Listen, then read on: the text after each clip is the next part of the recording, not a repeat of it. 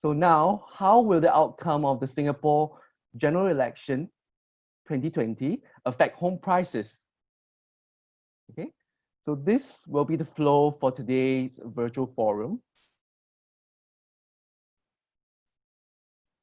Okay, and the virtual forum is brought to you by the Edge Singapore and Edge Prop Singapore, sponsored by Guacoland. The Edge Singapore delivers timely, insightful news and actionable analysis to our readers to help them make better and informed investment decisions. Edge Prop Singapore is a property portal which helps users make better decisions on all things property. We aim to deliver a truly customized property seeking experience that is tailor-made for all your needs.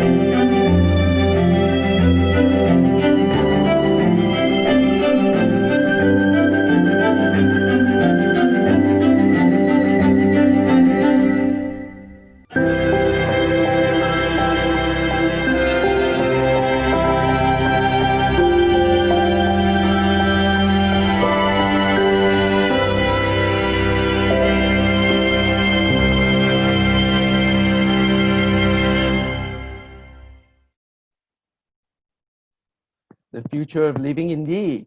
So Guacoland is a premier regional property developer honored with numerous awards and accolades, both locally and internationally. Guacoland has successfully developed 36 residential projects using approximately 11,000 apartments in Singapore.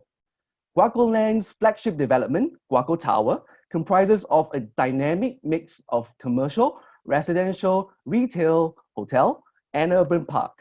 Latest developments in their portfolio include Guaco Midtown and Mayor Mansion. All right. Moving forward, we are pleased to have the honor of a couple of distinguished panelists gracing our forum today. First up, we have Mrs. Ong Chun Fa, CEO, Edmund Thai & Co., who will be moderating the panel, followed by the lovely Ms. Dora Cheong, General Manager, Residential Guacoland Singapore. And of course, our three speakers today, Mr. Alan Cheong, who is the Head of Research and Consultancy, Savills Singapore, Ms. Christine Lee, Head of Research, Business Development Services, Singapore and Southeast Asia, Cushman and Wakefield, and of course, Mr. Wong Kiang, who is the Head of Research, CLSA.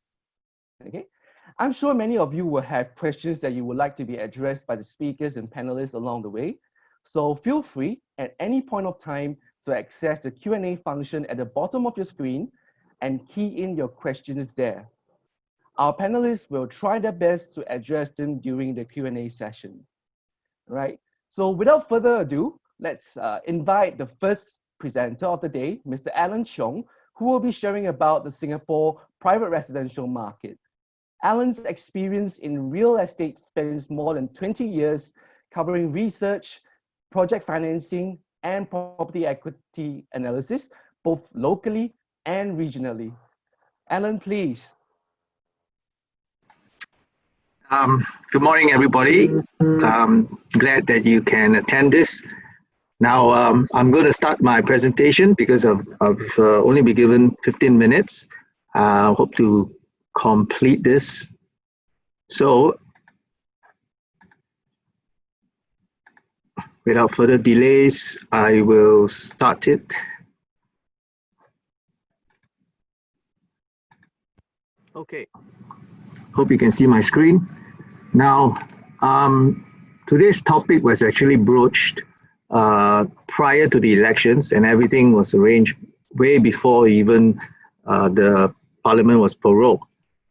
And I've been doing this series of how the Singapore property market may react when the economy comes back online, but has been varied.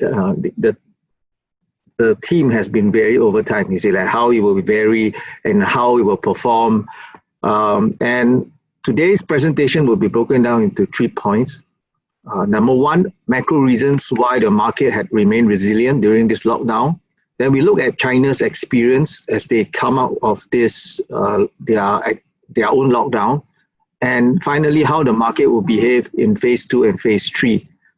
It is important to look at the macro. I know a lot of people have been watching webinars about properties, what the unique selling points of each property, closeness to MRT, etc., etc.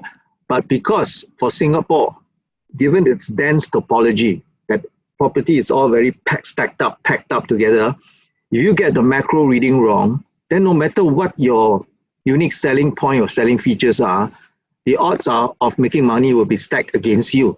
So a country like us, and say even like for Hong Kong, it is key to look at the macro reasons. And we start off by looking at transaction numbers, all right? Why the market remained resilient. We go back to first Q 2020, and we found that in first Q 2020, there were already signs that of overlapping concerns about the virus. It was then called the Wuhan virus. Now, over time, I guess what happened is that you find that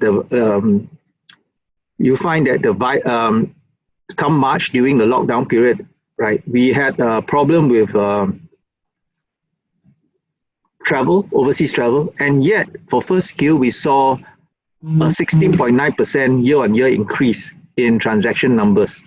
So I think it's very telling that the market had some inner strength, inner fortitude, despite increasing anxieties over this viral thing.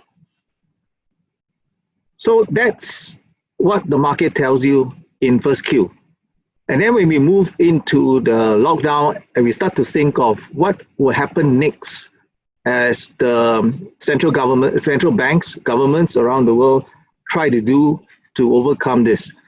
And I started off thinking that it may be deflation. In February, March, I was thinking of deflation. But I guess that over time, it is a case where maybe we may have inflation instead of deflation, because the reflationary efforts by central banks may come about, leading to increased competition for labor and raw materials, especially labor from South Asia, who may leave Singapore and try to go to Europe to get a higher paying job.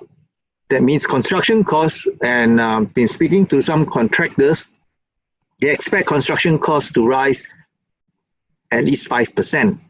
That will be passed through for future projects that are still in the early stages of construction or have yet to begin construction works. So we will see this sort of, likely to see this sort of developments going on. And then on the interest rate front, the SIBOR has collapsed, although loans to businesses have seen increased spreads. But overall, I think the market SIBOR has actually collapsed, and two implications. One is that forced selling pressure will be reduced. Number two, more on the sidelines are likely to commit to a purchase. And why they will commit to the purchase, those are the sidelines I will explain to you in the later slides. And then the market has remained very resilient because of this unintended fallout from this TDSR. When TDSR came about, people were saying it's too draconian, but when TDSR came about, it actually sterilized the residential market from the effects of the rest of the economy. I give you an example why this is so. Prior to the TDSR, you could take out a loan on the increased equity value, that is the rise in the property value, and then some people will use that extra value, the incremental value loan, to speculate in stocks. When the stock market goes down due to a crisis, what will happen? I think because they leverage further into share financing, they end up having to sell their properties when there's a margin call. But with TDSR, the ability to do that has been minimized. So you see that the stock market has come down significantly, but the real estate prices actually been quite resilient. So the past not necessarily lead to the future because of the TDSR. Then people tend to look at this slide and say, well, yeah, conventionally you would say, okay, the government is on top of things. They have formed committees thinking of what to do post COVID-19. But I read it differently. I read it as whatever policies they come out with, they may not be able to save some industries. And for the old economy that's phasing out, and committees will think of how to replenish the talent pool here in Singapore with industries from that are in the growth sectors. So actually residential is the most resilient among all the property sectors, most resilient than office, retail, industrial, because whatever it is, you will bring in new industries and they still need a roof over their head. Whether you work from the office or whether you work from the home, you still need a roof over your head. And that's why this sort of committees actually helps the residential market rather than any industry in particular. And we look at stocks, I think that there could be those at the sidelines maybe switching over part of their portfolio into private residential properties. You look at the table on the right, those are the component stocks in the Dow Jones Index. The dark blue boxes or companies are those I personally deem as companies that have a good growth potential, right? For example, Pfizer, Apple, 3M makes the mask, one of the products that they have. So these are in the growth sectors post-pandemic, and they are in the tech sector. Tech means the China-US trade war leads to, it's on the tech front. But if you switch over to the left table, they are the component stocks of the STI. How many tech companies do you see there? How many companies do you see in the STI or in the Singapore Stock Exchange that is geared up for a post-pandemic world? So if I come back to this,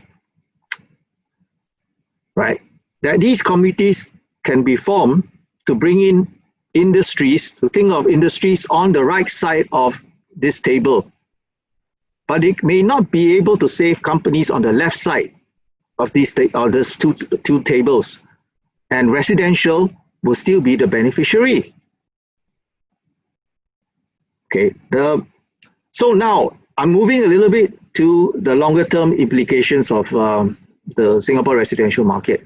If you look at this chart, right, under the line graph, the line, the dark line, you will see the various colored boxes or rectangles, and these represent various crises, starting from the Iran-Iraq war on the left, all the way to the right, which I consider the in blue, dark blue, the cooling measures. I consider it as a crisis to the residential market.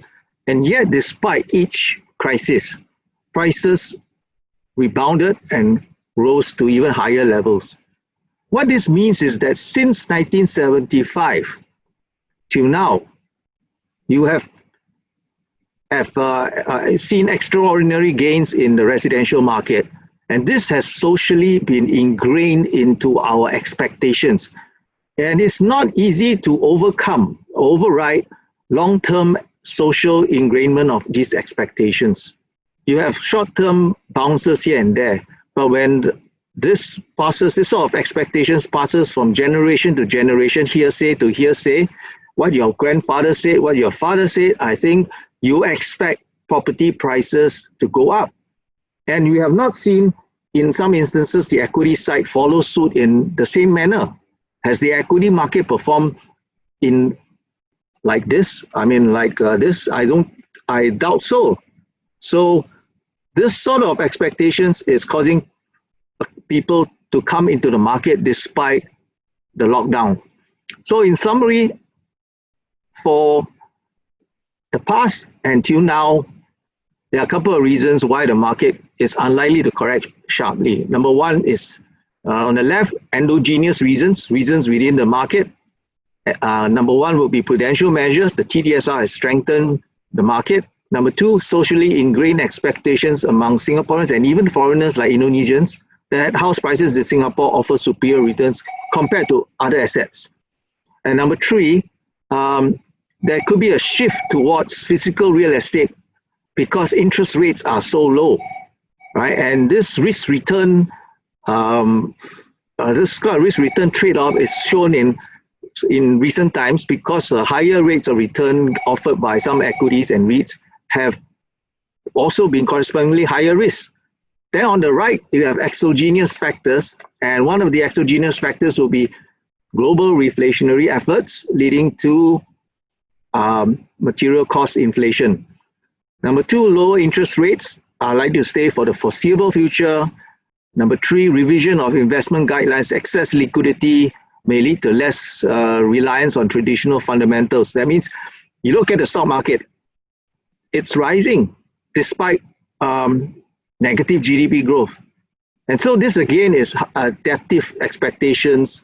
You've got too much money, you have no choice but to invest.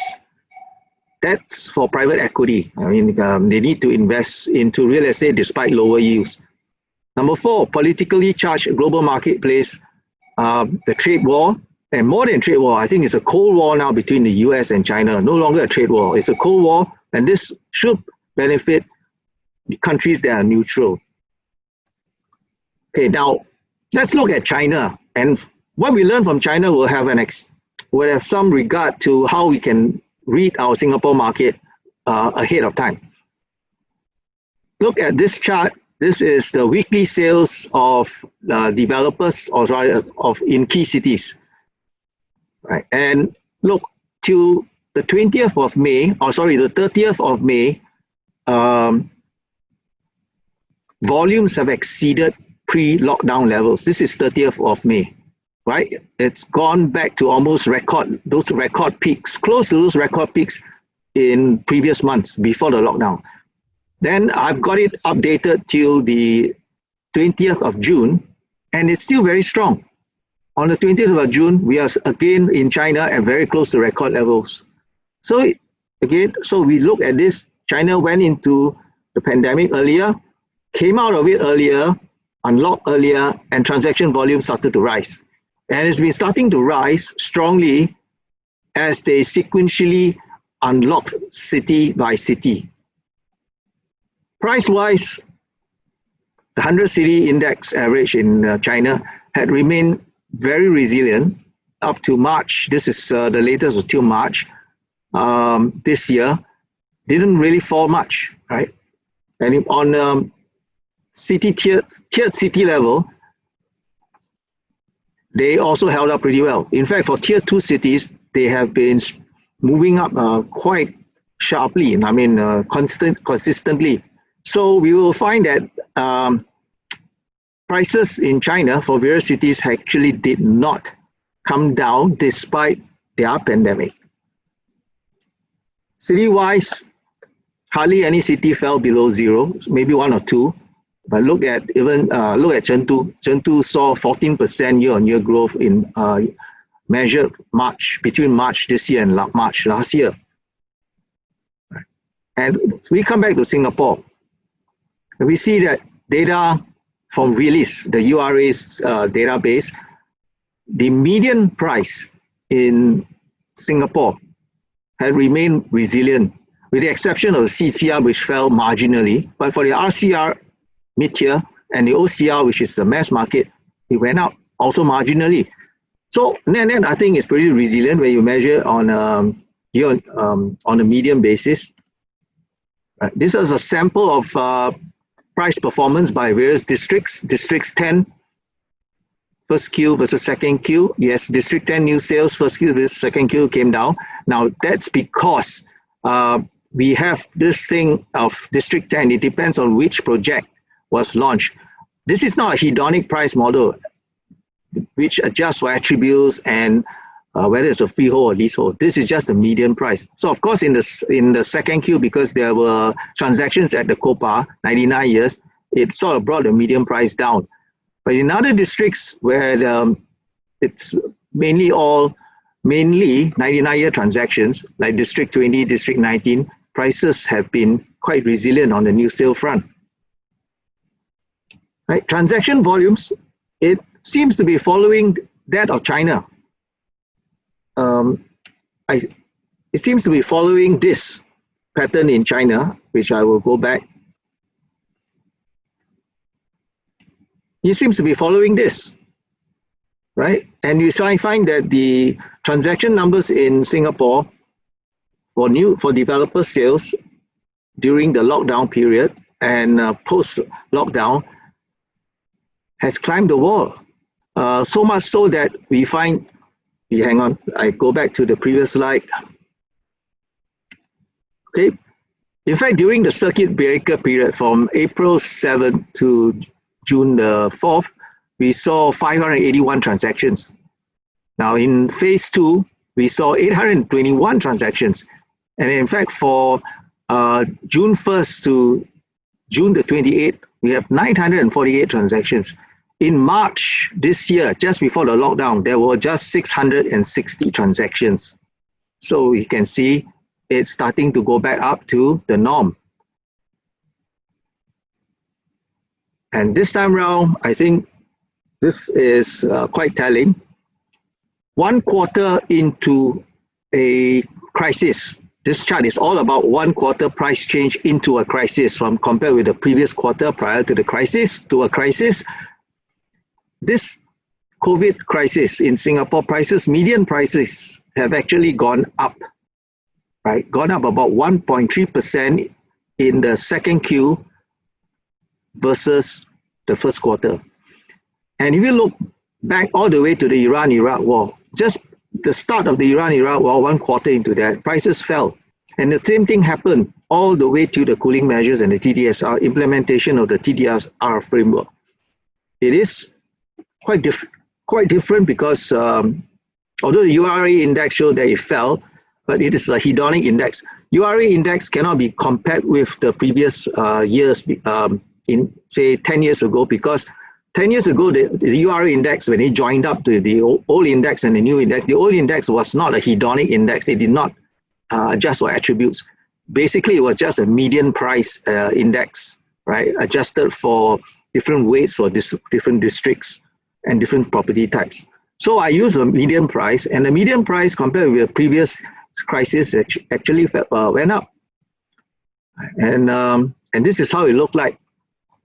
If you break it down to non-landed all property median, non-landed median, and it is in the CCR that the non-landed median price fell, largely because of the launch of some 99-year projects there. And look at the implication is this. The CCR, RCR, and OCR in Singapore, because the topology is very dense, it tends to be highly correlated with one another. And people will ask, which sector should I buy? I think it doesn't really matter. If you buy one sector, the other sector will play catch up very soon because of the high correlation. Then that's the reason why we have to be mindful of the macro rather than a micro. A lot of people have been stressing on master plan, this and that, but if you get the macro wrong, I don't care whether they're going to build an MRT right next to your house. You have to read the macro correct. So the characteristics of the market is going to be like this. We're going to see 3 phases. The phase 1 is this. We already gone by that. New sale transactions, up to 280. Probably that was in April. Buyer's profile, those who have gone to the sales gallery before, seen the show flag, and then committing to a purchase during the lockdown period. The resale market, more dominated by compelled sellers. So while we are in phase two, we're going to see a returning wave of buyers, prices stop falling, and then the URE index starts to rise again, or at least flatline. The index had fallen 1% in Q1 and another 1% in Q2. So I think when you slowly move into phase three, we don't know when phase three is, but as we are getting closer to phase three, then we will see prices starting to move up. Of course, if they re-lock down the economy again, we will go back, transition back to phase one, which was the previous slide. So buyer profile, PRC nationals, right? Those who are here and those who are also stuck, locked down in China. Finally, and then overseas Singaporeans. I think Singaporeans working overseas may make a purchase here. Post-pandemic, getting a job as an overseas national or foreigner in another country will be more difficult. They may save their own nationals first before, and then foreigners working overseas may get affected, especially in the higher paying jobs. Types of units selling, luxury projects. The Chinese buyers don't mind looking at luxury projects and making a purchase virtually after a virtual tour. And now, of course, you have mid-tier and mass market projects moving. And most of these are small format homes. Finally, we have phase three, right? I think buying numbers will settle back to a level which is a tad below pre-COVID-19 sales number. That means before those March sales numbers this year. This will last for quite a few years as the new norm appears. Well, I hate to use the word new norm, but as this new paradigm settles in, prices trending back up in line with nominal GDP. Why? Because the government seems to be price targeting the price change in accordance with nominal GDP. Overseas buyers, I think there will be less the old economy kind of buyers. It will be buyers who made it in the new tech and green and economy entrepreneurs. And then Singaporeans too who have made it in the new tech, green economy, maybe in the gaming sector as in programming, computer games, AI, etc. those types. So unit selling will be developers, new launch, right, and larger format homes. Because the work from home culture could spur demand for larger housing units, which are more comfortable to spend most of your time in the home a day. So I think that ends my presentation. The market is likely to be resilient and, hark back to the past. It's not going to happen. And I never like to use the past as an example to show how the future will repeat itself. I don't like to use mirror images of what year to compare with today, because every day is a different storyline and you need to be able to join the dots to get a reading of the market. So thank you very much. Any questions? We'll leave it to the Q&A session. Thanks, Alan.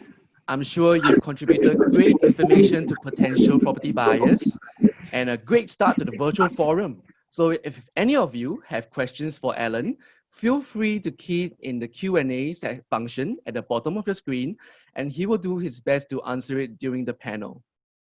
Okay. So next up, we have Miss Christine Lee, who will be sharing with us about commercial properties.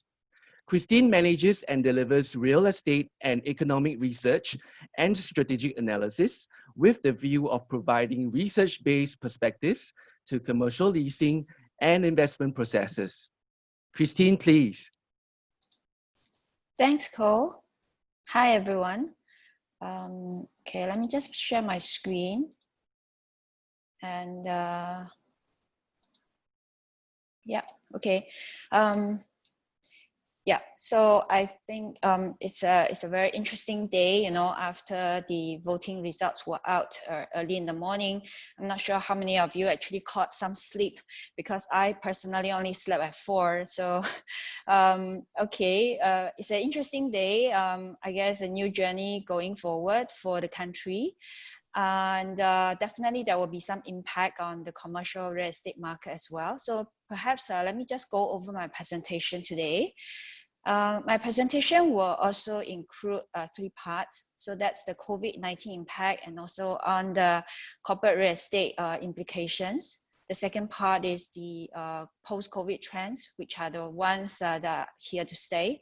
And the last one will be some key takeaways. So first, let's look at, the macroeconomic indicators. So people are not just concerned about recession, but how deep it is going to be and what shape of the recovery we are really looking at. So if you look at this Oxford Economics, they're projecting a 6% contraction for Singapore GDP for 2020. And this is the worst on record since independence. And if you look at the chart on the right, it tells you basically how things were getting progressively worse. Singapore is the worst hit amongst all the Asian countries, only second to India. And if you were to look at the recovery shape, I think it's probably going to look very much like a Greek letter mu. That's basically a combination of U and V. So it means that there will be a sharp drop in April and May, and then followed by a bounce over June, July period as we go through stages of reopening. And then, we will probably go through a period of relatively soft growth until an effective vaccine is readily available. Okay, this is our house view basically on various asset classes and how they are impacted. So you can see that on the extreme end of the spectrum, we saw hospitality and also retail being hardest hit. And that's also because of the travel restrictions and quarantine orders. And some of the air travels are only expected to return to normalcy, earliest 2021. And on the other end of the spectrum will be residential, just like what Alan said. And in a way, industrial logistics is also a quite a resilient sector in this COVID pandemic. And office is somewhere in the middle, so that's basically a mixed outlook because of some of the factors listed here. So if we just look a quick snapshot of the Singapore office market in terms of the demand supply dynamics, office market was actually not in a relatively strong position when it entered COVID, because if you look at rental growth in 2019, it's only about 2.8% growth, and the bulk of the gain was actually in Q1 2019. And then beginning of the year, we already saw rents started to soften by about 0.5% in Q1. And in Q2, it's about 2.5%. Not a big drop, but we're definitely expecting more to come in the next couple of quarters. And some quick note on the take-up, you can see take-up basically is the demand. And you can see overall is negative, and this is expected to persist as well. Current vacancy rate is quite low for city fringe locations. Even for suburban, it's about 6%. And CBD is very, very tight. And if you look at the future supply situation, we are not going to see a lot of supply only until 2022, if we are referring to the grade A.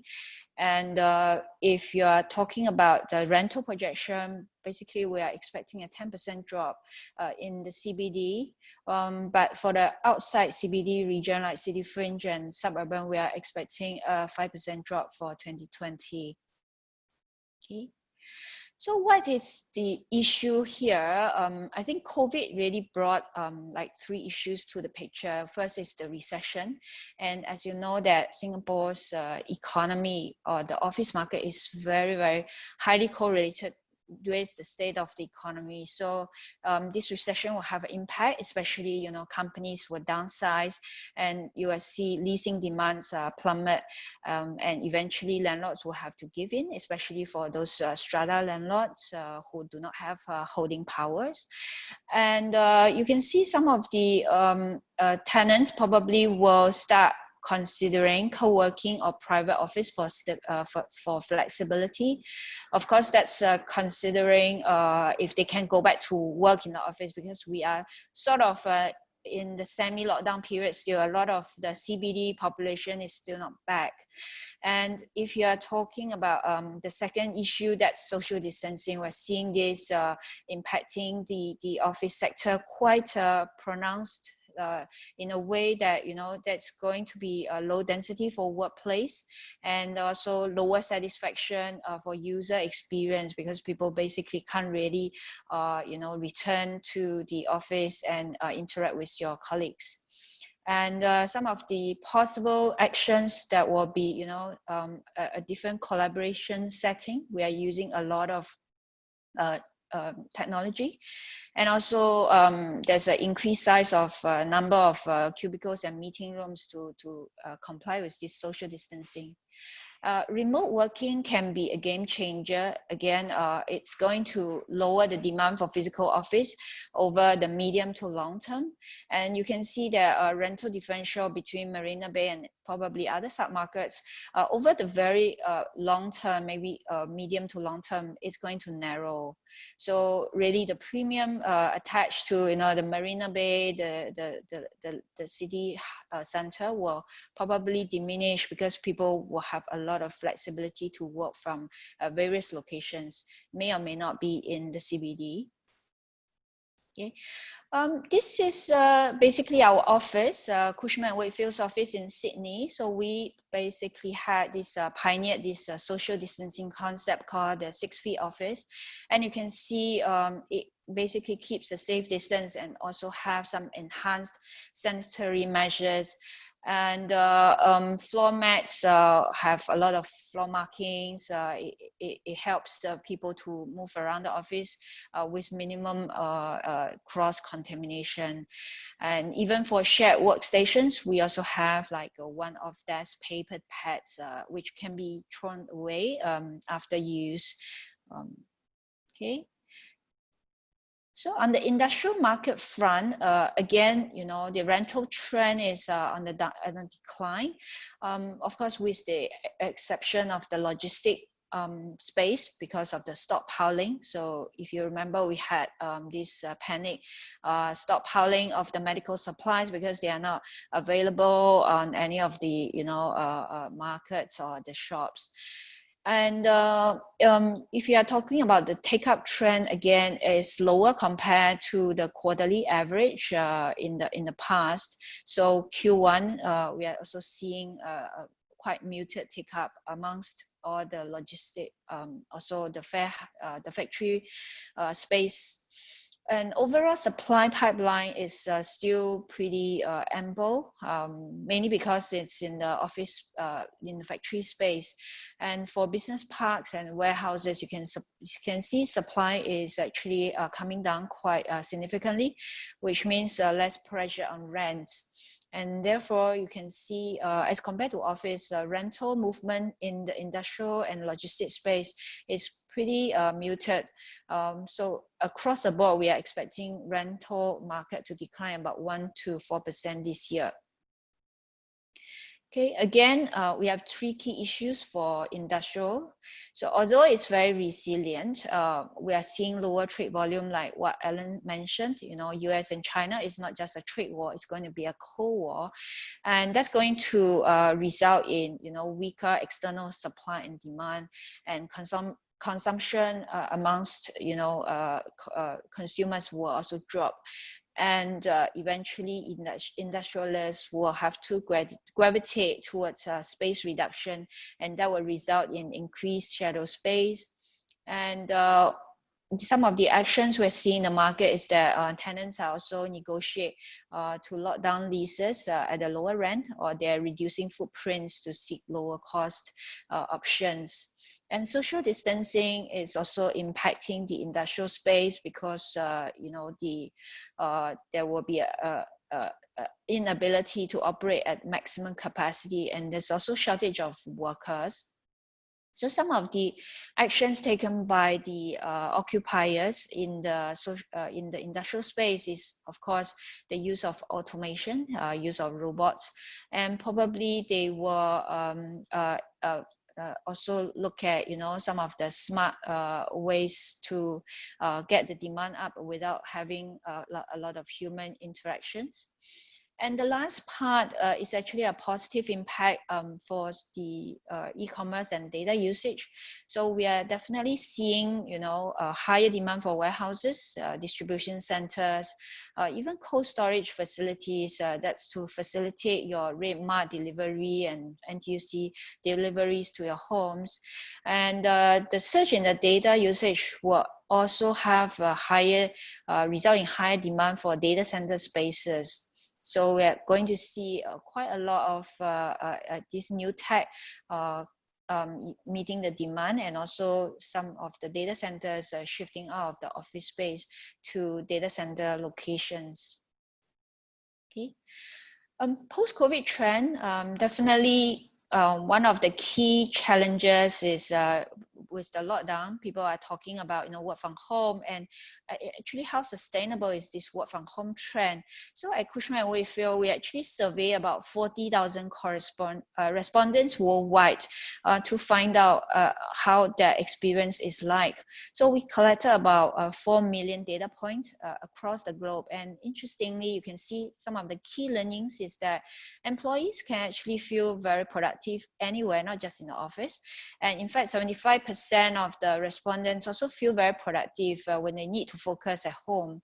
And even 73% of the respondents also feel companies should embrace flexible working policies. So basically enable them to work in a total workplace ecosystem that consists of your home, your office, and also a third location. It can be a Starbucks or can be a co-working spaces, depending on how flexible is the nature of your work. But there are also challenges. So basically, the number one challenges we're seeing is that you know, the subpar connectivity, and also you're losing out on the personal connections with working from home. And so what are some of the growth sectors we are seeing post-pandemic? Interestingly, one of the key growth sector, even during the pandemic, you can see this biomedical manufacturing. It has gone up 100% year on year for April. And we think that this trend is going to be here to stay, just like how 9/11 terrorist attack impacted the security industry. You can see that there's under investment amongst many countries in these you know, biomedical facilities, whether it's hospital beds or it's R&D, it's healthcare. So we think that the medical spending is going to accelerate, and that's going to fuel the rise of this sector. And another growth sector is definitely the internet economy, you know, whether it's the cloud kitchen or the Netflix or online gaming, they will all continue to boom. Okay. And longer term, we are also seeing 5 mega trends that will actually shape the new real estate in the new normal. And you can see that building obsolescence is going to accelerate. Basically, a lot of buildings will not be relevant to the today's workforce, and there will be a lot of these asset enhancement initiatives or even redevelopment to make office and industrial buildings smarter. And there will be real estate agility. So basically, real estate will be very, very flexible. The flexible space operators may not survive the downturn, but I think the concept is here to stay. And for manufacturing, there's going to be a lot of you know, industry 4.0, automation and robotics. And real estate agility will also film the decentralized office space and the BP spaces, because you realize actually that you don't have to travel all the way to CBD, and you can find equally high spec excuse me, buildings with high specification in CBD in the non-CBD locations.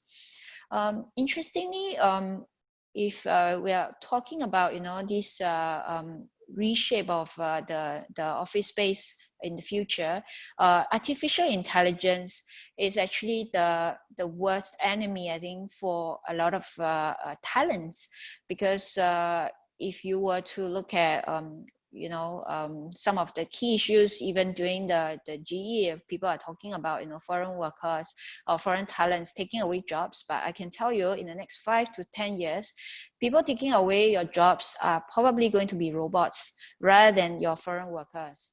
But the longer term impact on this will be that companies will be more, they will require smaller spatial requirements per company, but there will be more companies formed, just like how all the industry revolutions in the past that has brought more jobs to the market. And then the next trend will be the demographic windfall. So basically, we are going to see a lot of companies tapping into this outsourced market. So some of the markets in Southeast Asia or India will benefit because of the high population and also cheap labor cost. Lastly, war for talent. Definitely, a lot of high-profile CEOs have also come out to talk about tapping into this hidden talent pool. I think one of them is the CEO of Facebook. He's talking about longer term, they are going to have 50% of the people working in the office and another 50% actually not working in the office. They can be working anywhere, whether it's a home location or not even in the country. So all this will actually increase the competition for talents, and for cities which focus on placemaking, they will be well placed to attract better talents going forward. So let me just summarize by saying, for the next couple of quarters or even years, we're going to see some of the trends shift, basically shifting the commercial market.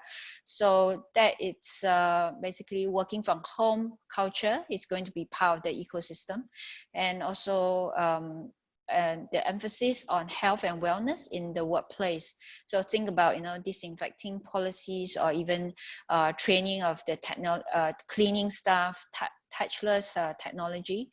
And there will be a lot of huge focus on cost containment because of the pandemic.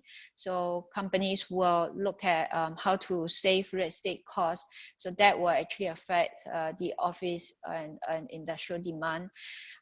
There's also technology. So technology is here to stay with remote working, and that's a lot of flexible space as a hedge against uncertainty. And finally, we look at ways to protect yourself for future lockdowns. So some of these force majeure will come into the picture.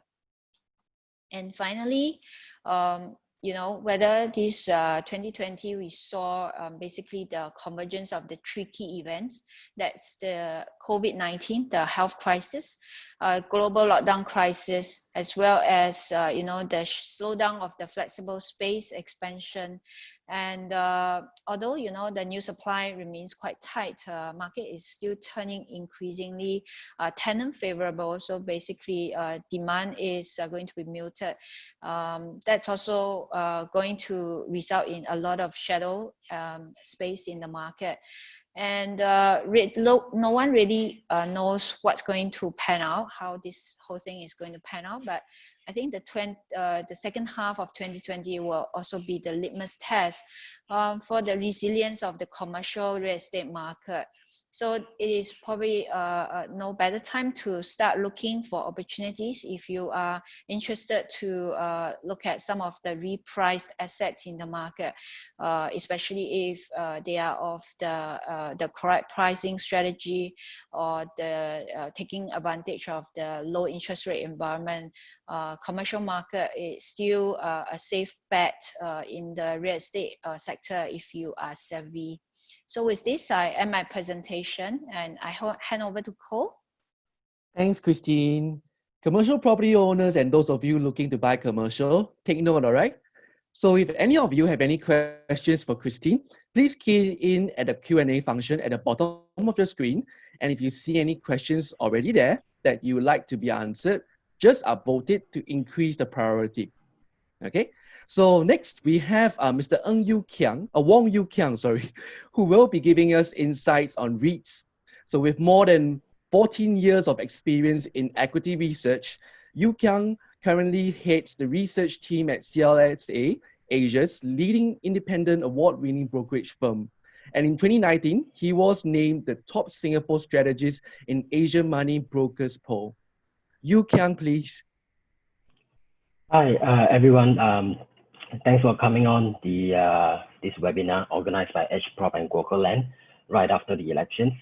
My presentation today will focus on the REIT sector and whether there are any resistant REITs to the COVID situation that we are facing right now.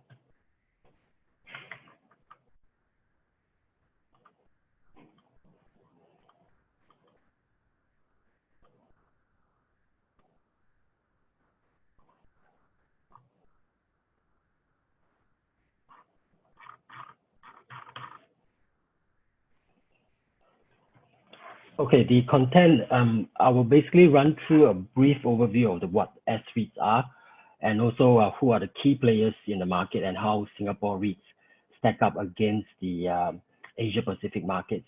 Next, on the second section, we will talk about what are the key drivers of S-REITs and what are the macro fundamentals that drive the performance of this asset class. Thirdly, I will look at the key highlight of this section, which is what are the S-REITs that are insulated from the COVID situation. And finally, we will talk about whether S-REITs is still a good investment in this environment. So what is a REIT? Essentially, it's a portfolio of income generating assets. These are typically listed on a stock exchange, and it's professionally managed by professionals on behalf of investors like you. This will also generate income of a regular stream to unit holders. The basic fundamental and benefit of holding REITs versus physical property is that it is very bite-sized. That means you can buy it for as little as $1,000 or $2,000 compared to physical property. And also there's capital appreciation if the macro fundamentals are right. So if you look at the REIT market in Asia Pacific and globally, United States is the first market to start the REIT market back in 1960s. And then until the year 2000, Japan was one of the first market to open up the REIT legislation there, predominantly because they recognize the fact that due to aging population, a REIT serves as a very good purpose for the pension funds. In Singapore, we are the second market in Asia to do that. The third market to do that. But so far, we have done a reasonably good job on that. The first REIT to be listed is CapitaLand Mall Trust. So if you look at how these stack up against the other markets, Japan, the bubble size actually represents how big the respective markets are in terms of market capitalization. Japan is the leading one. Singapore is relatively sizable. Australia is also one sizable there, but Hong Kong is relatively small. And also these are plotted against the yield spread as well as the price to book of the respective long bond yields. So this is a snapshot of the entire Singapore REIT market. So far, we have about 44 REITs in Singapore. Total market capitalization is about 73 billion. On average, the whole sector trades about 270 million. In terms of the breakdown, if you look at the asset breakdown, the two pie charts below, you can see that most of the asset classes that the REITs are holding are mainly retail, office, and industrial. And almost 2/3 of these assets are held in Singapore.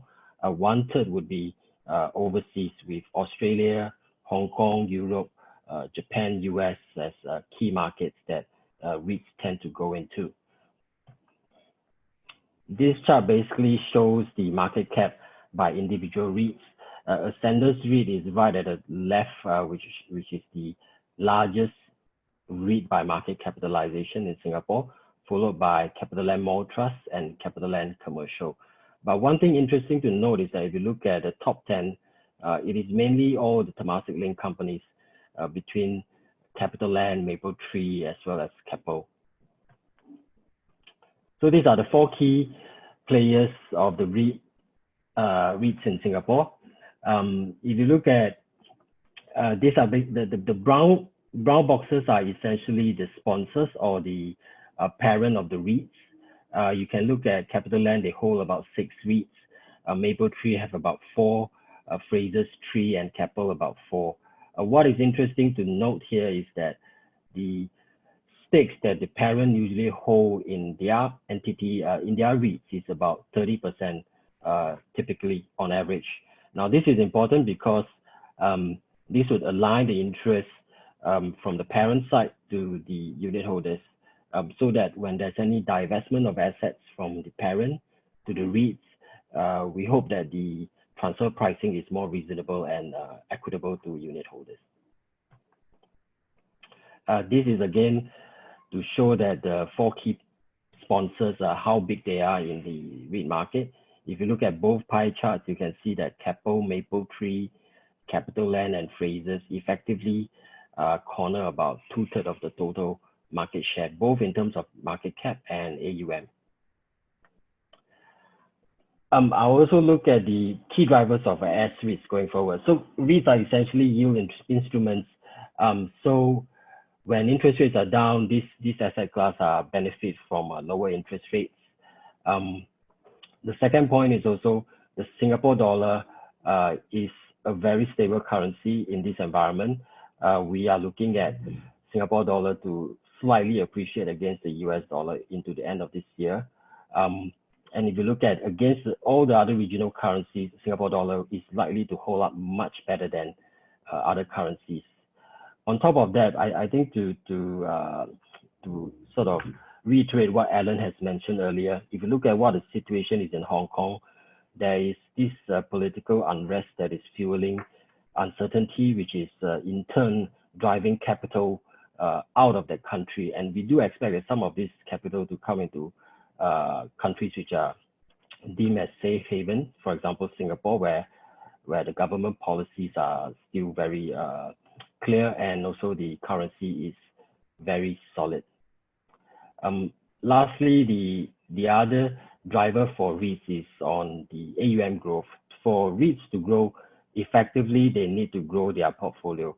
And to fund their portfolio, they actually need to raise money, because these instruments do not actually keep any cash purposes. So they will pay out almost more than 90% of their cash earnings. And as a result, they are left with little cash. But when they do see an asset that they want to buy from their parent or from third party, usually they would have to raise either the debt or to raise equity, which is from the unit holders. So this is the, I think this chart has been shown a few times earlier as well. Interest rates trend have been trending down, and we do expect this to be the same case for the next 2 years. On capital inflight, this is something that I mentioned just a while ago. If you look at this, this is the non-resident deposit in Singapore. What is interesting is that this number has always been relatively stable at about slightly above 40 billion Sing dollars up till 2019 June. So for the last 12 months prior to 2019 June, it has been maintained at about 40 billion. But when in the middle of 2019, right when the Hong Kong unrest started to erupt, and you start to see this trend where people talk about capital coming into Singapore. And as you can see, this data from MAS clearly shows that there is this trend coming through, which is now growing at about 40% year on year. And as of latest data in May this year, the data shows that this deposit has risen to about 62 billion. The last driver, which is through acquisitions, which I talked about again. If you look at the REIT sector, they have done very well in the last few years, mainly because of acquisitions. Now, acquisitions, like I mentioned, when debt is very cheap, interest rates are very low, they usually tap on a lot of debt. Furthermore, the share prices of these instruments have been relatively solid in the last few years, which allows them to tap into the equity raising market, which is the chart that you see on the bottom right. So one thing to note is that REITs have been going overseas to buy a lot of assets, mainly to arbitrage a bit on the the high yield spread against Singapore dollar borrowings. But I would caution that if you were to look at some of these instruments, make sure the managers have a good understanding of where they are going into. So coming to the highlight, which are the assets that are relatively insulated from COVID? I have ranked this in the 5 order. I think healthcare REITs are the most resilient in this environment because most healthcare REITs are master leased, which means they have very long leases. Some stretch from 10 to 15 years, and with rental agreements where they are stepped up every year and inflation linked. So these are very, very resilient. The next one we have is industrial REITs, but within industrial REITs, I think like you hear from Christine just now, there are some winners and losers. And I think the 2 sectors that are benefiting the most are actually data centers, which is riding on cloud computing, as well as higher data activity from working from home activities. The next one will be logistics, because this is the one sector that is benefiting from e-commerce. And as we all know, shopper traffic and as well as shopper habits have started to change. A lot of us are buying online now. So logistics is one way that logistic REITs are one area that could benefit in this trend. The third one is office REITs. This is relatively insulated in the near term because their leases are about 3 years. Some can stretch for 5 years. But in the medium term, I think there's uncertainty due to changing work styles. For example, working from home, how are we going to handle that? And as we talked about decentralizing from the city core, that means you probably could see rents in the core CBD softening over time. On the 4th, we have retail REITs. This is second most negatively impacted so far due to rental waivers as well as a change in shopper habits. As you can see in phase 2, a lot of us are heading back into the shopping malls, but you can see that not a lot of the fashion retail are doing that well. There's still a lot of closures. A lot of retailers are announcing departure from Singapore as well. Lastly, hospitality REITs. This is the most interesting one because this is the worst impacted. So valuations have taken a hit the hardest so far. And because they do not have earnings visibility, this is also the last sector to recover. So next slide. So would S-REIT be resilient in this environment? One would think that maybe they'll be hit quite hard. But if you look at this chart, if you look at the gray line, that is essentially the S-REIT index versus the dotted line, which is the STI index. It has rebounded quite sharply from the end of March. And so far it has done very well. So I'm coming to my last slide. So our S-REIT is still a good investment. If you look at the whole sector, the whole sector is trading about 5.8% yield. Historically, it has traded about 6%. So in that respect, it is quite fair. But if you look at the yield spread, which investors usually focus on, which is what the REITs are trading versus the 10-year bond yields, they are trading at about 488 basis points. This would refer to the chart, which is on the bottom left. Historical average, this gap has been about 360 basis points. So this is where we see S-REITs having the opportunity to see further compression, which means they will move lower in terms of yield, and hence there's potential for capital appreciation. I think I will leave it here in terms of, I'll wrap up here for the whole sector. Cole, do I pass this to you? Yes. Thank you, Kiang, for the very useful insights. And for many of you who are looking at the stock market, some of these REITs will definitely come into consideration after this, I'm sure. Okay, so if any of you have any questions for you, Kiang, feel free to key in at the Q&A function at the bottom of your screen, or just upvote any existing questions if you would like them to be answered. All right, so we will now take a very short 2-minute break, after which we will proceed to the highlight of the virtual forum, which is the panel discussion and the Q&A session.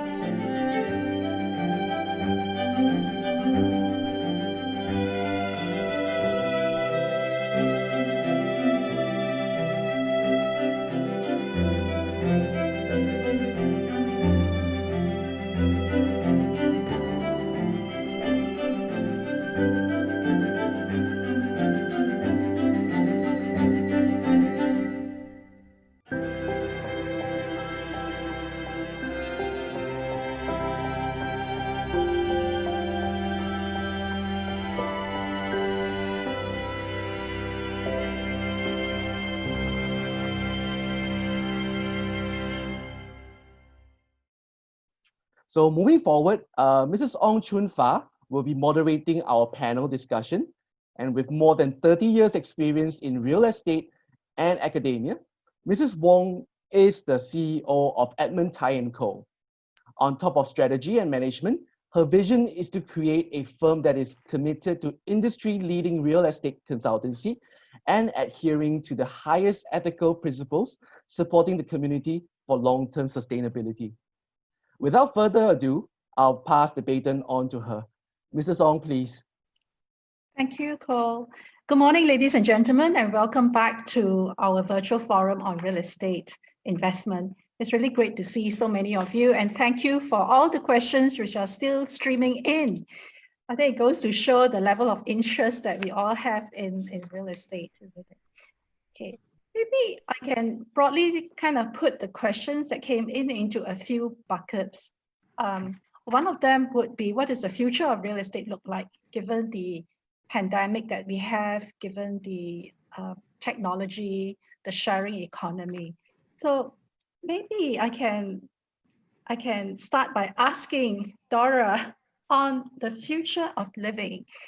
I mean, as a developer and a multi-award-winning developer, how do you see, the way that we work, live, play, and learn has changed because of the pandemic and the technology and what we've gone through, working from home and so on? How do you see that all coming together right across all the sectors? Well, many things have changed, many first. Almost every one of us now have experience working from home. I think some of us love it, some not so much. Show flats are shut, viewings are almost entirely via video conferencing for a while. We cannot also eat at coffee shops, cannot do our favorite pastimes of mall shopping, Although the situation has improved tremendously, I think there is now a greater appreciation of our own wellness. More and more of us are expecting to see a lot of green around the development. This will help to make, I suppose, the overall living environment a lot more pleasant and relaxing as we work from home more frequently. Some of us are also now more adapted to having food and shopping being delivered to us. So developments will likely need to also cater to contactless deliveries, be it parcel lockers or concierge to help to receive these deliveries. I think contactless will be a big way to go. Developers will have to consider how to address contactors for communal spaces, like the lift buttons, the lift lobbies, door handles. And then cleaning and sanitizing will have to be improved. So maybe technologies to help with hygiene, we can actually maybe introduce cleaning robots, maybe in developments, or UV lights and lifts to kill the bacteria. Many people are also talking about people may be wanting to live away from the CBD now, since they do not need to go to the office that frequently. I thought there may be some people who may even prefer to stay nearer to the CBD or to their workplaces so that they travel less on public transports, so they may consider developments that are directly above public transports, for example, in integrated developments. Yeah. Thank you, Dora. How about homes? I mean, we can work in our home, but we can't sleep in our office. So how do you see that changing? And will our homes then now be a place where we do everything, work, live, play, learn, and so on? And does that mean that there'll be greater demand for larger homes, and so the per square foot for larger homes will actually go up? That we definitely hope, because we typically build bigger spaces as well. But I think people have generally realized how important it is for their homes to have ease of flexibility. I really don't think a larger home provides it will definitely be more flexible in that sense, So I think, for example, like for myself, I will give a bit more thought into how easily it is to set up a conducive workspace within the apartment, or even two workspaces, since most of us have at least two of us working from home, at a period of time. Or for those with children, then you have your home-based learning as well. This will essentially boil down to design and layouts of the units. So like I like to say this, but you see, Guakulan, as we were designing our developments, especially so in Midtown Bay and Mayor Mansion, for example, I think we always try to include the flexibility to use the apartments for multiple purposes. Living spaces that can be used as home offices, and also to entertain friends and family at home. So for example, at Mayor Mansion, we thought the flexible rooms, the flexi rooms at Mayor Mansion, these are designed to provide ease to change according to the needs. As and when you require a larger living and dining space, you can use this. But when you have a need of an extra Zoom space, we just need a nice Zoom background actually. At most times, when you need this, you have it. And at Midtown Bay, I think we actually created spaces within the space. Small spaces, but we created many other usage of this space. Convertible spaces that can be used as a study, as a dresser, more wardrobe space, or storage for bulky items. But this same space can be, we don't really need to use this Zoom space all the time, right? So it can be flexible for use and convertible. And the wardrobes at Midtown Bay are designed as structural support for a lot of furniture to be added easily if you really need a more permanent study space. And I think units with balconies are also a great semi-open option. I think as we spend a lot of time in the enclosed space now, the balconies give you an option to step out for respite, and also to rest your eyes a little as you look further and enjoy the views. Yeah. That's really interesting. So we talk about adaptability, wellness in our homes in every aspect. Ellen, do you want to add on to that? For residential or in general? Well, maybe you can do in general and Okay. maybe zoom in a bit on residential. Don't we have this Okay. conversation about whether homes that are larger would be preferred in the future, or Yeah. we can do with same size, smaller, but multifunctional. I think, yeah. So in future, I think the economy will be one which is broken down into the locals or those with long-term passes working at EPs who probably have to work from home a percentage of their time. So a comfortable home is where they will need. And if they are now living in HDB, so they will probably upgrade to a similar size apartment in the private sector. And the investor market will then be, I think the investor market is still there. It's just that the percentage of upgraders upgrading to a bigger home, and developers will begin to see that the transactional numbers, instead of just being kept at the small size, less than 85 square meter or less than 80 square meter, now we will see a more even spread in buying activity throughout the entire launch phase.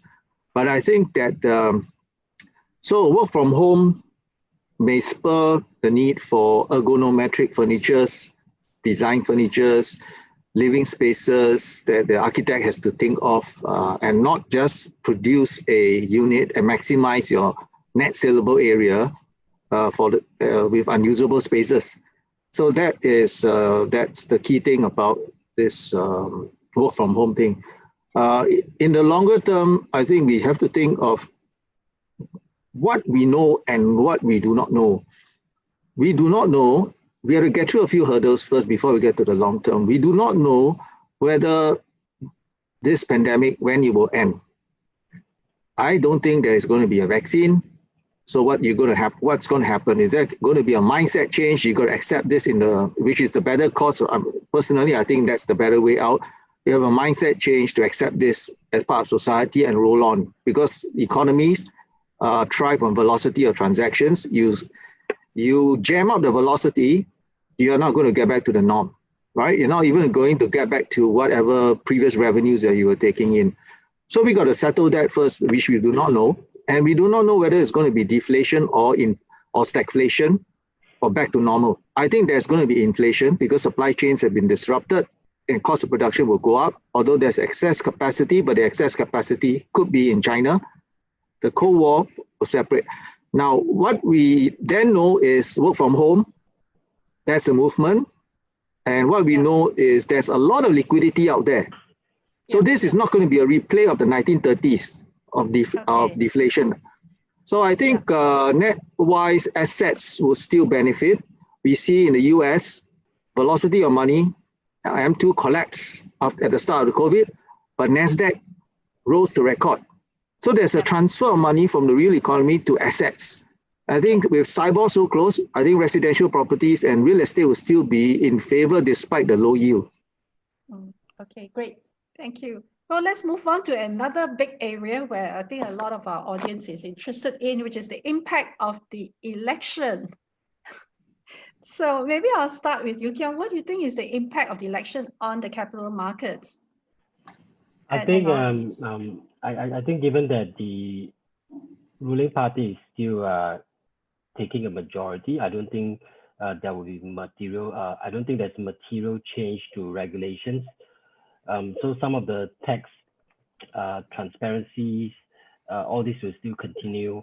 And I think the REIT market serves a lot of purpose for Singaporeans as well. A lot of retail investors are buying this for their retirement. So I think this is something that the government is trying to promote as well. And if you look at the whole capital market of Singapore, this is one area where we are doing well. Where the SGX and Singapore market could do better is on the tech front. Like Alan just now mentioned, we do not have any tech names. Now, this is not a problem of, I think the government recognizes this, but it's just that we do not have any homegrown startups, sizable ones. And even if they do achieve that kind of status, they go to overseas Hong Kong or NASDAQ to list, for example, Razer, right? So this is the problem that, and the key issue for Singapore government to make Singapore remain relevant as a capital market, they need to attract the listings here. And I think it's very challenging because you need the first few guys to come in. Then you need something like Alibaba or something to come in. Then you start to attract a critical mass. Then everybody has a benchmark in terms of valuation. Without a benchmark valuation, nobody know what should the stock trade at, right? So that is the key problem. So, but I think over the short term to even long term, I don't think there's any change or significant impact on the capital markets front. So do you think it's still a good time to invest in REITs, given that it has recovered about 40%, from its low compared with the overall STI index? It has outperformed on all counts, despite the need for the structural change. I think it actually depends on the investment horizon. I think right now in terms of valuations, I think it's pretty fair because for the second half of this year, some of the REITs, they have extended rental waivers. So you do not know how much the hit, the full impact of the hit to their DPU will be. But if you take a longer term horizon, I think hospitality REITs are something that's interesting to look at. I would also, on the short term, I would look at some of the data center REITs, logistic REITs. I think this will still remain very defensive. Right now, the whole market, if you look at stock market, either in US or in Singapore, it's just a very crowded trade. Everybody is just crowding to certain sectors. All the old economy stocks are not doing well, but the new tech economies or anything that has a second derivative to work from home and COVID from impact, those are doing really, really well. Yeah. Okay, great.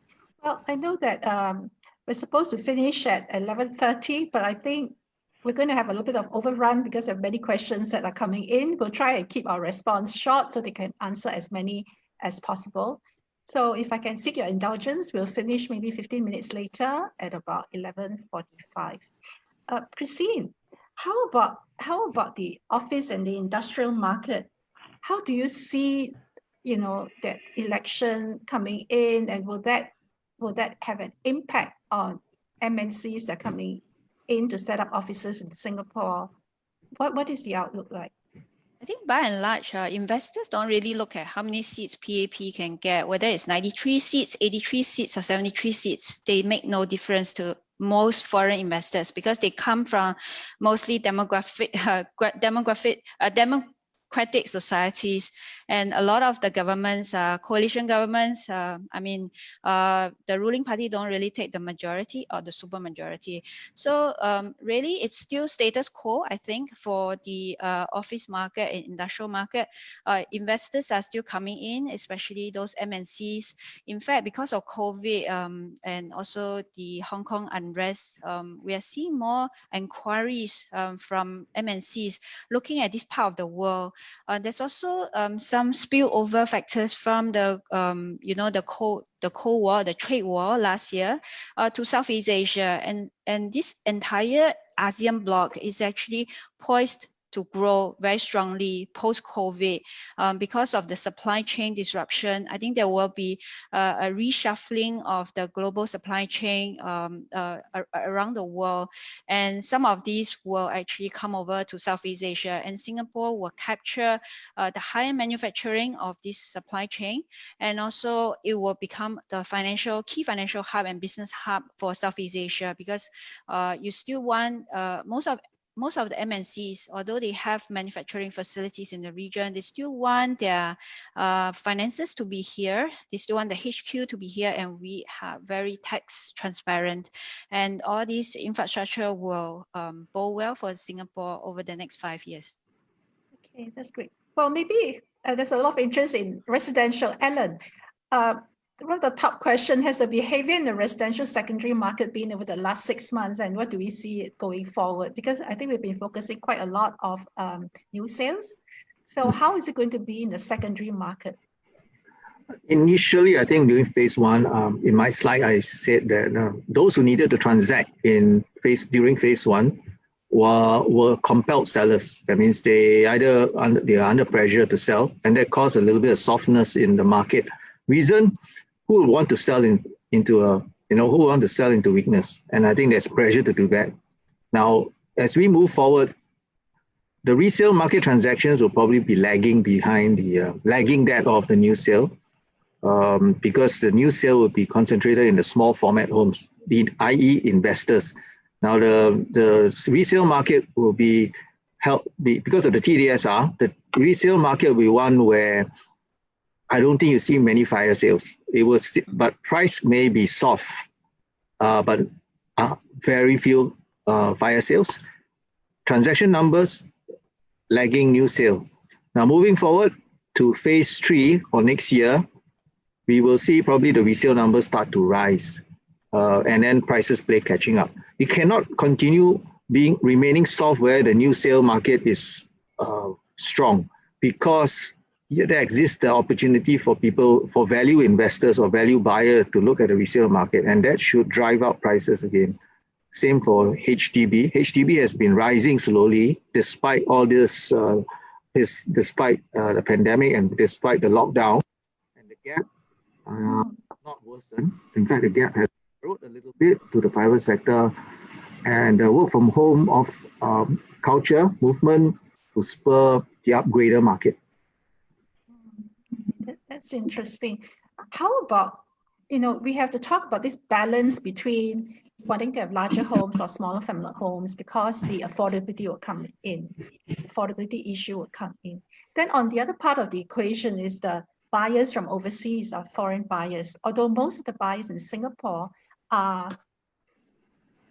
they are locals, but still at the high-end market, we do have foreigners coming in. With what's happening in the market, whether it is the pandemic or it's the election, how do you think that's going to change? Foreigners will still look at our political system as pretty stable, right? It's not like in some countries where you got hung parliaments, or you have an overwhelming majority, but then so what? I mean, the confidence in the system is lacking, right? In terms of whether it's ranking low in a corruption index, etc., etc. They will still look at Singapore favorably. So Singapore, I think, by now has built up a pretty robust reputation, and the system itself within Singapore, the understanding among various bodies, the civil service, the private sector, they're all good citizens, right, irrespective of political inclinations. And this is how Singapore has matured as a nation, and it will be this strong selling point that will project Singapore forward. So the foreigners will still view us positively, and even with loss of one GRC, it should not affect at all.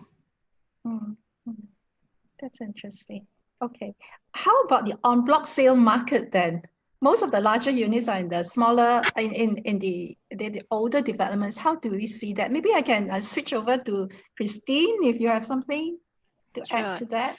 Yeah, for the investment market, I think for the en bloc sales, although the residential market is very resilient, but in order to persuade 80% of the owners to actually sell their properties, given that replacement home prices are still on the uptrend, it is an uphill task. So for one, you need a very rich price to entice these owners to sell. On the other hand, your developers are not prepared to pay top dollars because of COVID and also uncertainties. So how do you bridge the gap? I think that's the problem with the en bloc sales at the moment, and it's going to be pretty uncertain, at least for the next 6 to 12 months, until we have a clearer picture which side is willing to blink. So do you think that under the current circumstances, the government may start to tweak or amend some of the policies that we have? Please feel free to jump in, anyone. Okay, I think perhaps for ABSD, I think the government is actually quite all right if the prices don't just plunge. If we are seeing something like a 10% drop, you know, in a short period of time, then the government may come in to relax some cooling measures. In fact, they were pretty proactive, I would say, during the pandemic. They already came in, you know, to defer some of the mortgage repayments to basically cushion the drop. And I think this is the approach the PAP government wants to take going forward. In terms of course, that's to cushion the downside, but what if prices still continue to go up? Are they going to implement more cooling measures? My viewpoint is yes, they will, because Singapore is just that small, and you can't just have influx of, you know, foreign buyers coming in, buying up all the high-end properties, even though they are high-end and they are out of reach of most of the Singaporeans. I think this is just not a policy that will go down very well politically also.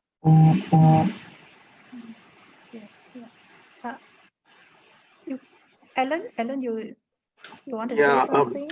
I think the ingredients of the cooling measures are there and they are doing their job. It's just how you fine tune and you recalibrate the cooling measures. So it was like cooking, right? You find that the dish is there already, you know, it tastes roughly there, but you need to improve that taste, and you have to recalibrate and rejig the content. Now, like upgrader market from HDB, they may not have that 12% equity upfront to buy the second home for upgrading, and then get rebated back or reimbursed back after they have sold their first property. So that could be we looked at to smoothen the market, because that's creating a log jam at this point in time. You're giving the developers 5 years to complete. Developers have to rush through, reach TOP, then take the risk that there will be upgraders buying the larger units, because the unsold units usually are the bigger units left over.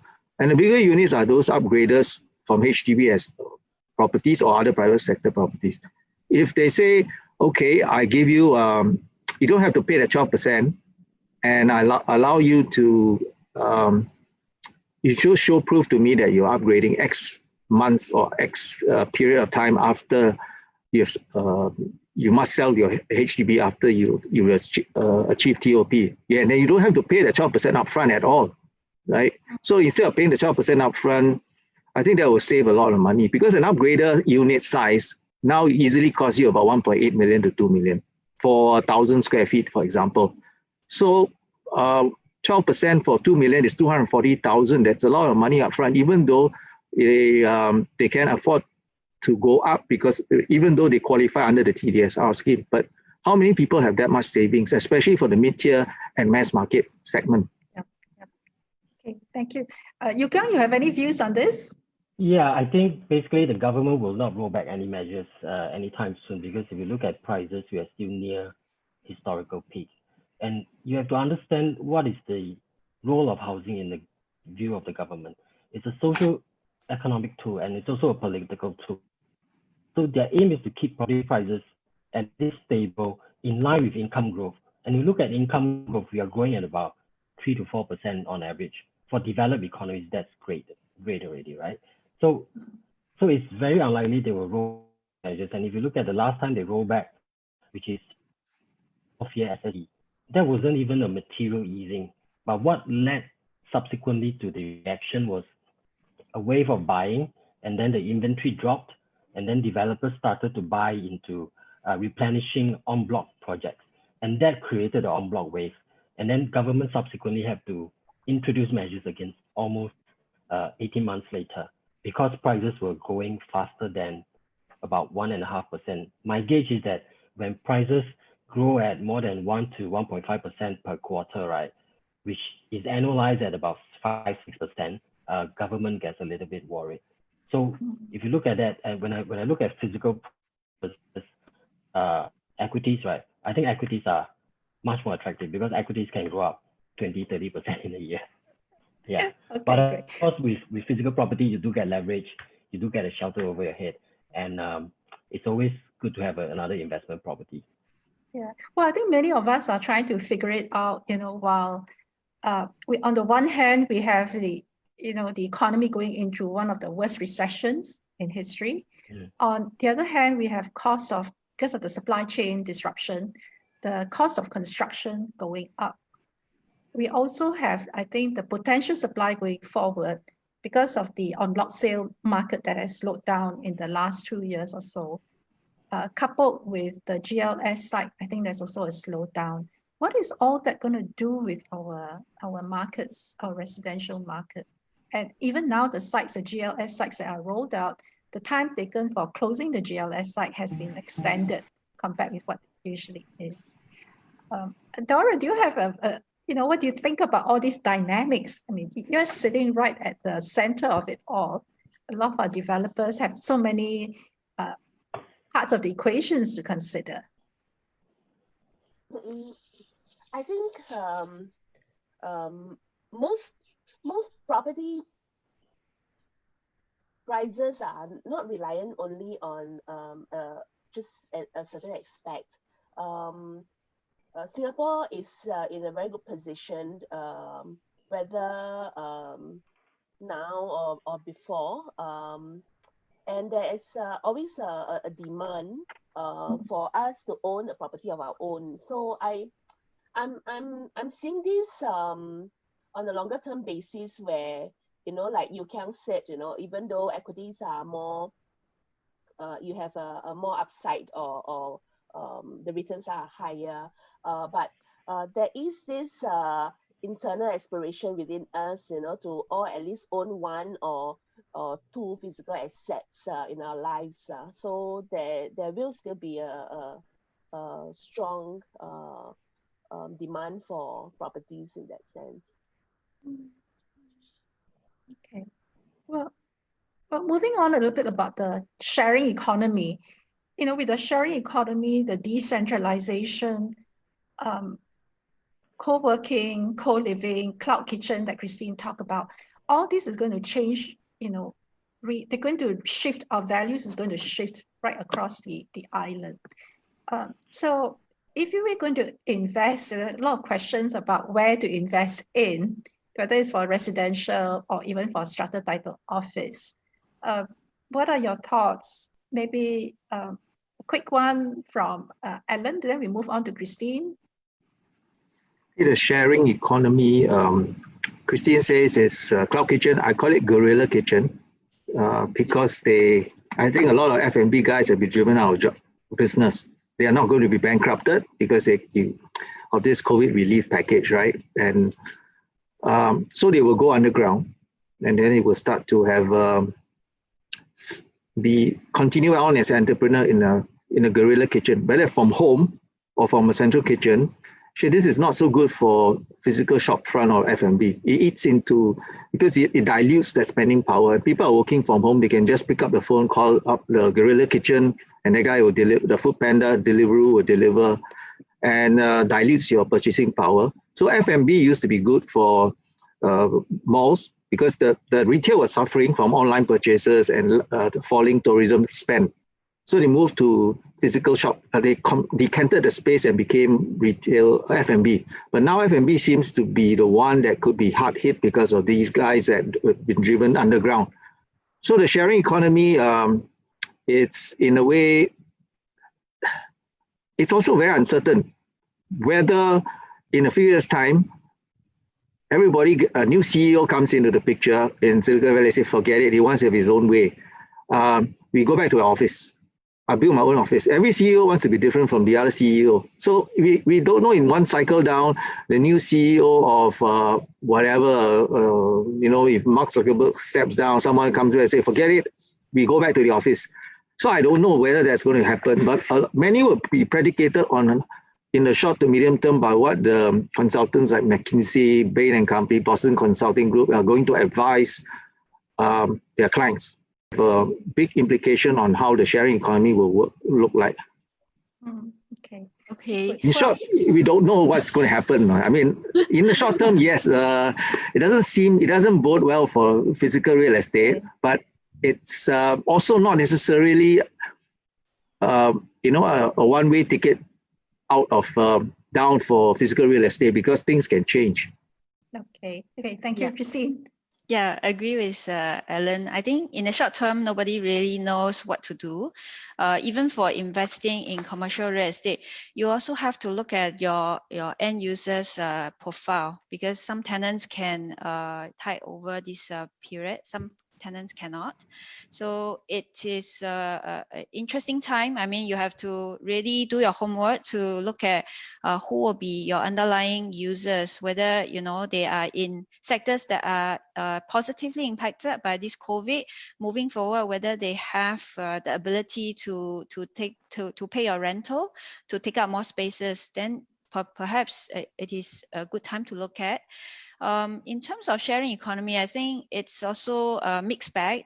Some sharing economy probably won't even survive the downturn because they are in the business of human interaction. This whole COVID is actually distancing people. So anything that thrives on interaction, human interaction, pre-COVID, they will not do well post-COVID.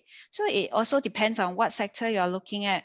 But of course, I think some of the new trends we're seeing, this whether it's this cloud kitchen or internet economy as a whole, if they are growing and if they are going to be your end tenant, then perhaps that's the place to go. And on the part about decentralized locations, just let me share with you some of these tech companies, what they're doing even before COVID. You know that we know Silicon Valley, we always talk about Silicon Valley, but do you know about 50% of the tech talents, they don't even work from Silicon Valley. They actually live in San Francisco. They don't want to live in Silicon Valley. Then you might ask, why is the company not bringing these people to Silicon Valley? The short answer is these talents don't want to live in Silicon Valley because it's very boring. They want to live 1 hour away and ask the companies to provide options for them to commute to Silicon Valley, which means in the future, there will be a lot of cases where companies want to keep these employees because they are really, the talent, and they will provide a lot of options for these people, whether it's WeWork home membership, in a decentralized location, or maybe in the developer's office. Developer can do their own co-working locations, and also CBD. I mean, it depends on what kind of options these companies want to give to their talents. So great. Thank you. Well, we have to close the session soon, so maybe 1 minute each. What would you invest in now, given the situation? Going to be REITs, property? If it's property, what, where? Maybe I'll start with you, Kiang. Definitely REITs for me, because I think for some of the REITs, the valuations are still attractive. For example, hospitality. I don't think hospitality hotels will remain at 20-30% occupancy rate for 2-3 years. I think it will slowly change, but how that change, we do not know. Maybe they will adopt more on staycation demand and then bring it up to maybe 50-60% level, but we might not hit to the previous level. But I think there's more value there. But I also do think that physical property is the one that gives you a lot of leverage, and so if you manage to get a good property and financing rates are so low now, you can actually get a very good yield spread. But of course, it's very two different instruments. I mean, for me, I would also look at an investment property, but not too much because limited by budget also. Yeah. Okay, a quick one from Alan. A quick one. Generally, all asset classes, because I think there's a lot of liquidity in the market.